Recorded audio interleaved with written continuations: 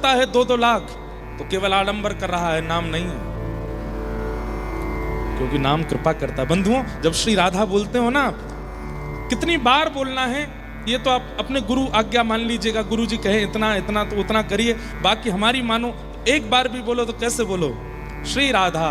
बस ये श्री राधा शब्द बोलते ही आपका नेत्र बंद हो जाए। सघन कुंज है, सघन कुंज में सुंदर सेज है, सेज के एक तरफ ललिता, एक तरफ विशाखा, यहाँ चमर डोरा रही हैं, यहाँ मोर छली कर रही हैं, सामने अष्ट सखियां सब हाथ में कोई पुष्प लेके खड़ी हैं, कोई गजरा लेके खड़ी हैं, कोई पान लेके खड़ी हैं, कोई पीकदानी लेके खड़ी हैं, कोई पंखा जल रही हैं। और सब अष्ट सखियों के मध्य में श्री किशोरी जी विराजमान हैं। कमल जैसे नेत्र हैं, अत्यंत सरल, अत्यंत सहज, अत्यंत विनम्र हैं श्री किशोरी जी। उनका रूप देख करके नेत्र अश्रुओं से भर आते हैं। श्याम सुंदर एक टेर लगा करके किशोरी जी को देखते रहते हैं। श्री राधा एक बार कहते ही इतना सब चिंतन होने लगा, आपका नाम आपको विनम्र बनाने लग जाएगा। लेकिन हम क्या करते हैं? राधा राधा राधा राधा, बस बोलते रहते हैं, बोलते रहते हैं। उसमें कुछ विचार ही नहीं है, कोई भाव ही नहीं है। कृपा तो नाम तब भी करेगा कि आप बिना किसी भाव के करो, लेकिन अगर इस प्रकार से आप विचार करोगे, और हर दिन नया।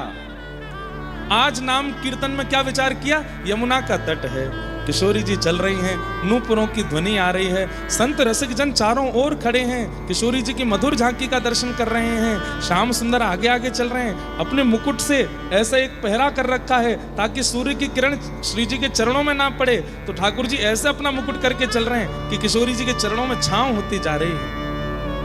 कभी ले जाओ गिरिराज जी, आज गोवर्धन की तलेटी है, गिरिराज जी खूब विशाल हैं, ऊपर से झरना गिर रहे हैं, छोटे छोटे उसमें गुफाएं हैं। किसी गुफा में श्री जी के लिए ठाकुर जी ने भोजन की व्यवस्था की है, किसी गुफा में श्री जी के साथ ठाकुर जी चौसर खेलने के लिए विराजेंगे। इस सब व्यवस्था ठाकुर जी ने की है, वह श्री जी की प्रतीक्षा कर रहे हैं। किशोरी जी आई हैं, आते ही ठाकुर जी ने पहले प्रसाद पवाया है। किशोरी जी के मन भयो कि कछु कछु फलन को रस पीनो है, तो ठाकुर जी फल के रस की व्यवस्था कर रहे हैं। अब किशोरी जी को चौसर खिलाने ले गए हैं, वहां से किशोरी जी के संग रास विहार कर रहे हैं, और फिर लौट करके ठाकुर जी किशोरी जी को बरसाना तक छोड़ते हैं, फिर नंद भवन जाते हैं। अब आप ये सब चिंतन नित्य नित्य नए नए करके नाम करोगे, आपका नाम फल नहीं देगा? निश्चित देगा।